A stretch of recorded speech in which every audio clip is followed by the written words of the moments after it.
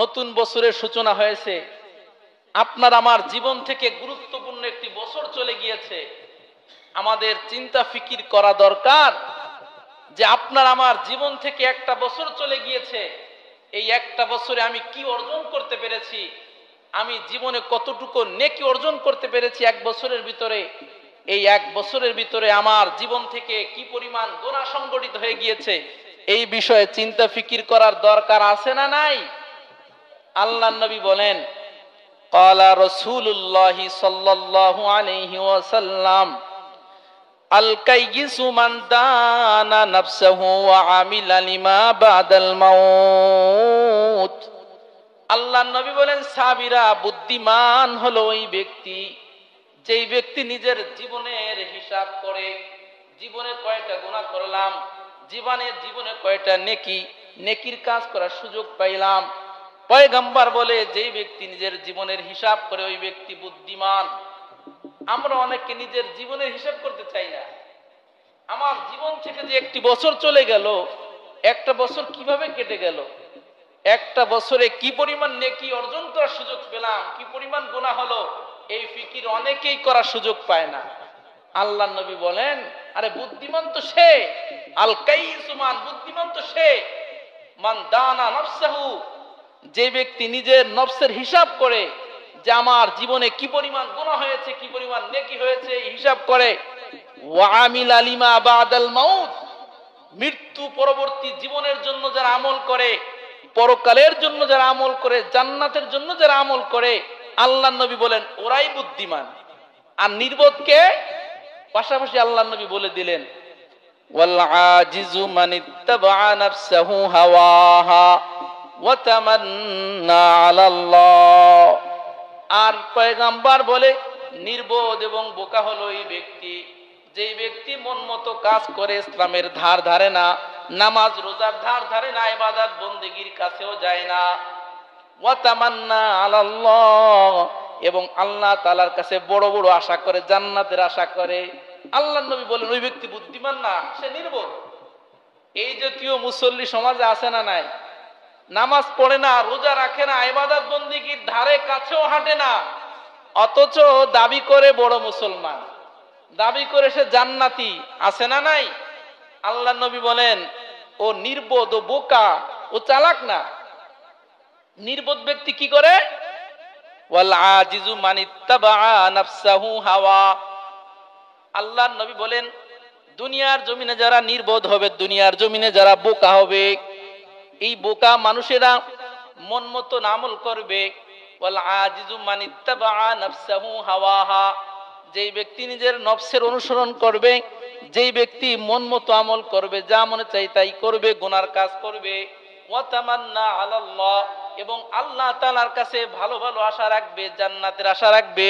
পয়গম্বর বলে লোকটা বুদ্ধিমান নয়, লোকটা অবশ্যই চরম পর্যায়ের বেয়াকুব।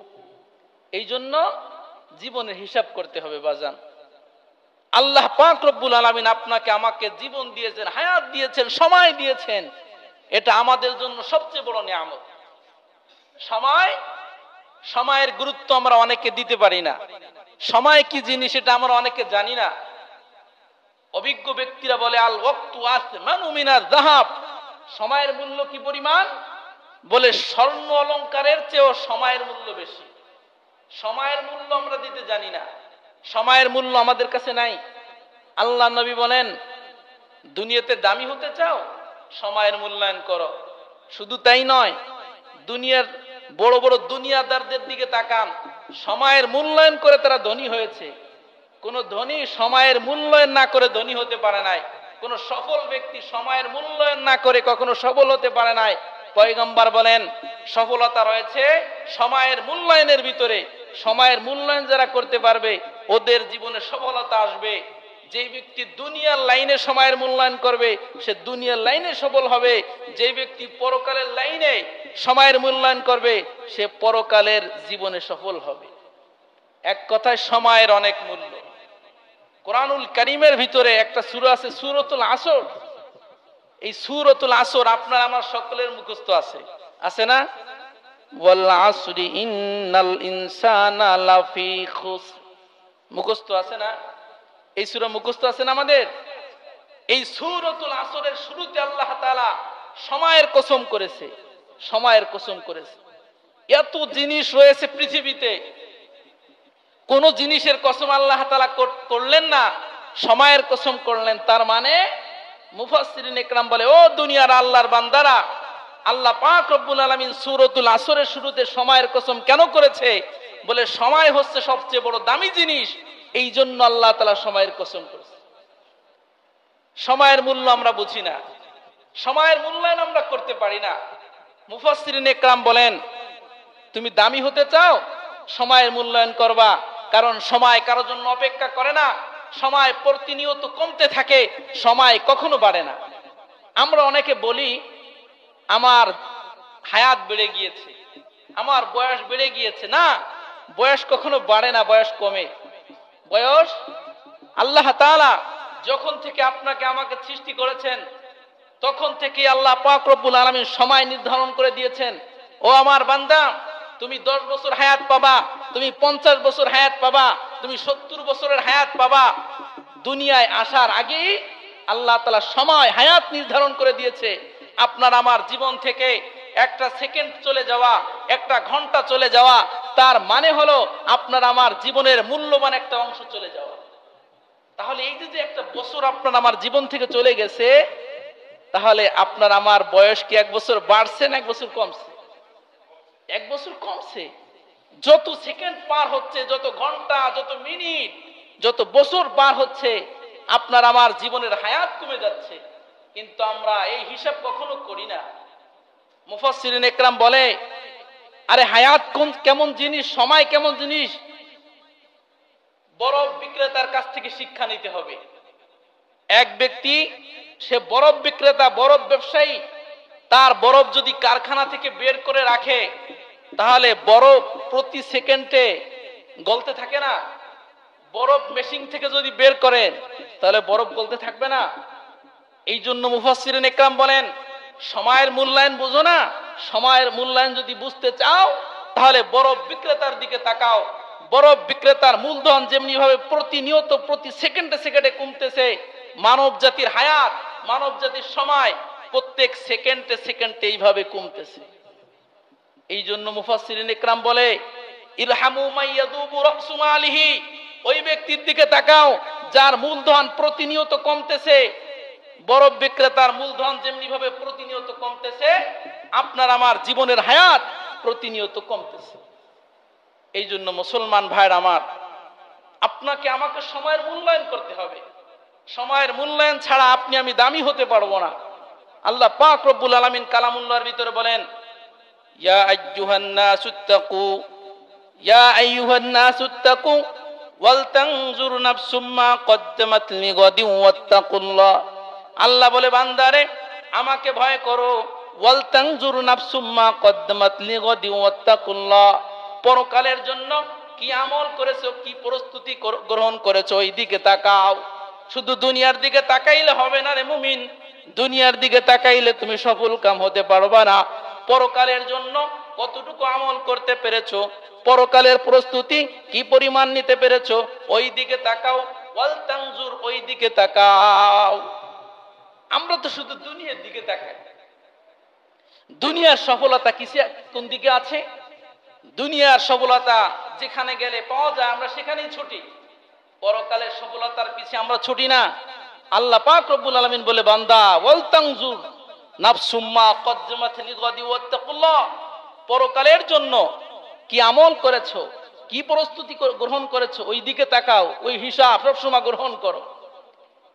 এই জন্য আপনার আমার নবী রাসূল আকরাম সাল্লাল্লাহু আলাইহি ওয়াসাল্লাম সাহাবায়ে কেরামকে 5টা নসিহত করতেন। কয়টা নসিহত? 5টা। আমরা মানতে পারবো তো?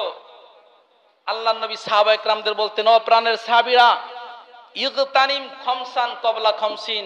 ও সাহাবায়ে কেরাম, যদি জীবনে সফলতা অর্জন করতে চাও, তাহলে 5টি সময় আসার পূর্বে 5টি সময়ের মূল্যায়ন করো। কয়টা সময়? 5টি সময় আসার পূর্বে 5টি সময়ের মূল্যায়ন যারা করবে, আল্লাহর নবী বলেন, ওরা দুনিয়ার জমিনেও সফল, ওরা পরকালেও সফল। এই 5টি বিষয় কি? আল্লাহর নবী বলেন, 1 নাম্বার, শাবাবাকা ক্বাবলা হারামিক। সর্বপ্রথম আল্লাহ তাআলা যুবকদের ধরছে।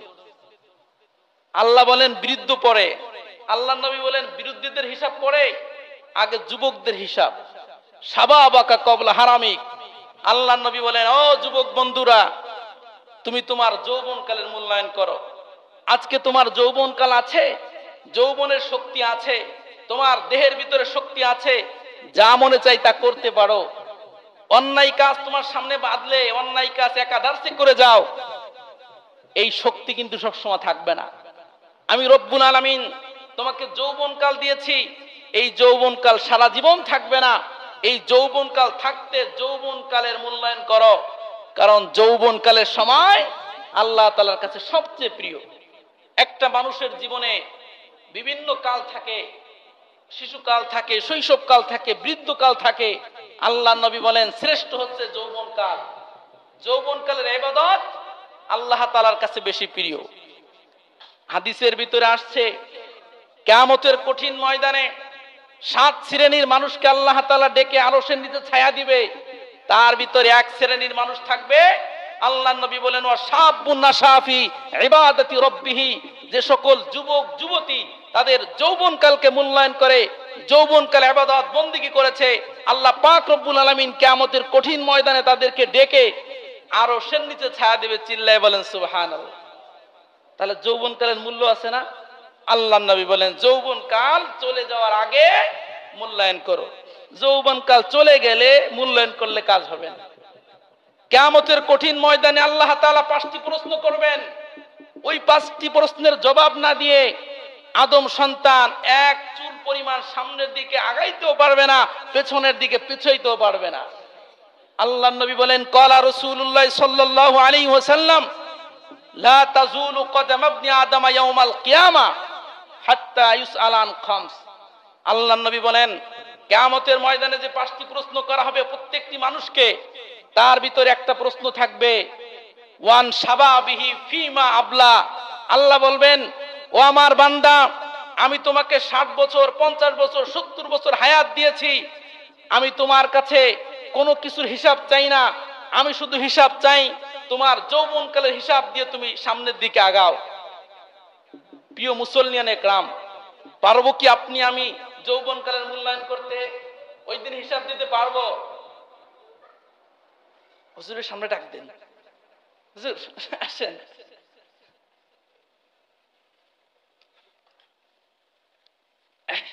যৌবনকালের মূল্যায়ন কি আমরা করেছি? প্রিয় মুসল্লিয়ান একরাম, এই যৌবনকালের মূল্যায়ন যদি করতে না পারি তাহলে কাল কিয়ামতের ময়দানে আমরা বিপদে পড়ে যাব। এই জন্য আল্লাহ নবী বলেন ও যুবকের দল, এই যৌবনকাল শেষ হয়ে যাওয়ার আগে যৌবনকালের মূল্যায়ন করো, 1 নাম্বার। দ্বিতীয় নাম্বার আল্লাহ নবী বলেন ওয়া সিহহাতাকা ক্বাবলা সুকুমিক, অথবা ওয়া সিহহাতাকা ক্বাবলা সাকামিক, তুমি তোমার অসুস্থতা আসার পূর্বে সুস্থতাকে মূল্যায়ন করো। আমরা সুস্থতার সময়কে মূল্যায়ন করতে পারি না। যখন আমরা সুস্থ থাকি তখন যা মনে চায় তা করি, গুনার কাজে সময় ব্যয় করে দিই। কিন্তু যখন অসুস্থ হয়ে যায় তখন মনে চায় অনেক ইবাদত বন্দেগী করার, কিন্তু ওই সময় আর ওই সুযোগ আর ওই পরিস্থিতি থাকে না। এই জন্য আল্লাহ নবী বলেন অসুস্থ হওয়ার আগে সুস্থতাকে তোমরা মূল্যায়ন করো। সুস্থতা অনেক দামি জিনিস। আল্লাহ নবী বলেন নি'মাতানি মাকবুনুন ফীহিমা কাসীরুম মিনান নাস আস-সিহহাতু ওয়াল ফারাগ। পয়গম্বর বলেন 2টি নিয়ামত হচ্ছে অনেক বড় নিয়ামত। 1 নাম্বার সুস্থতা, 2য় নাম্বার অবসরতা। এই সুস্থতাকে অনেক মানুষ মূল্যায়ন করতে পারে না, অবসরতাকে অনেক মানুষ মূল্যায়ন করতে পারে না। আল্লাহ নবী বলেন সুস্থতাকে মূল্যায়ন করো। সুস্থতার এত দাম। আপনি এখন সুস্থ আছেন, এই সুস্থ অবস্থায় ইবাদত বন্দেগী করতেছেন। আপনি অসুস্থ হয়ে যদি পড়েন হঠাৎ করে, ইবাদত বন্দেগী করতে পারছেন না, আল্লাহ পাক রব্বুল আলামিন ফেরেশতাদেরকে বলে খবরদার, সাবধান, আমার বান্দা সুস্থ অবস্থায় ইবাদত বন্দেগী করেছে, আজ অসুস্থ হয়ে গেছে, সে নফল নামাজ পড়তে পারতেছে না, সে নফল রোজা রাখতে পারতেছে না, খবরদার, তার অসুস্থ অবস্থায় তার আমল নামায় নফল নামাজের নেকি লিখে দাও, তার আমল নামায় নফল রোজা নফল ইবাদত বন্দেগীর নেকি লিখে দাও। সুবহানাল্লাহি ওয়া বিহামদিহি। প্রাণের ভাইয়ের আমার, সুস্থ অবস্থায় যদি ইবাদত বন্দেগী না করি তাহলে অসুস্থ অবস্থায় ইবাদত বন্দিগিও করতে পারবো না, ইবাদত বন্দিগির সবও পাওয়া যাবে না। পক্ষান্তরে সুস্থতার সময়কে মূল্যায়ন করলে সুস্থতার সময়ও আমি ইবাদত বন্দিগি করতে পারলাম, অসুস্থ হয়ে গেলেও আমি ইবাদত বন্দিগির নেকি পেয়ে গেলাম। এই জন্য আল্লাহর নবী বলেন যে ওয়াসিহাতাকা ক্বাবলা সাকামিক, তুমি অসুস্থ হয়ে যাওয়ার পূর্বে সুস্থতার মূল্যায়ন করো। 3 নাম্বার, আল্লাহর নবী বলেন ফারাগাকা ক্বাবলা শুগলিক, প্রত্যেকটা মানুষের জীবনে ব্যস্ততা আসতে পারে, প্রত্যেকটা মানুষের জীবনে ব্যস্ততা আসবে, এটাই স্বাভাবিক। আল্লাহর নবী বলেন ব্যস্ততা আসার পূর্বে অবসরতাকে কাজে লাগাও। আমরা আমাদের অবসর সময়কে কাজে লাগাইতে পারি না। যখন আমরা অবসর থাকি তখন বিভিন্ন ধরনের গুনাহে লিপ্ত হয়ে যায়। গুনাহে লিপ্ত হয়ে যাওয়ার বড় একটা কারণ হচ্ছে অবসরতা। যখন মানুষের কর্মব্যস্ততা থাকে তখন মানুষ গুনাহ করার সুযোগ পায় না। যখন মানুষ কর্মব্যস্ততা থেকে যখন মানুষ বিরত থাকে, যখন অবসর থাকে, তখন মানুষ বিভিন্ন ধরনের গুনাহে লিপ্ত হয়ে যায়। এই জন্য আল্লাহর নবী বলেন খবরদার, সাবধান, তোমরা তোমাদের অবসরতাকে কাজে লাগাও।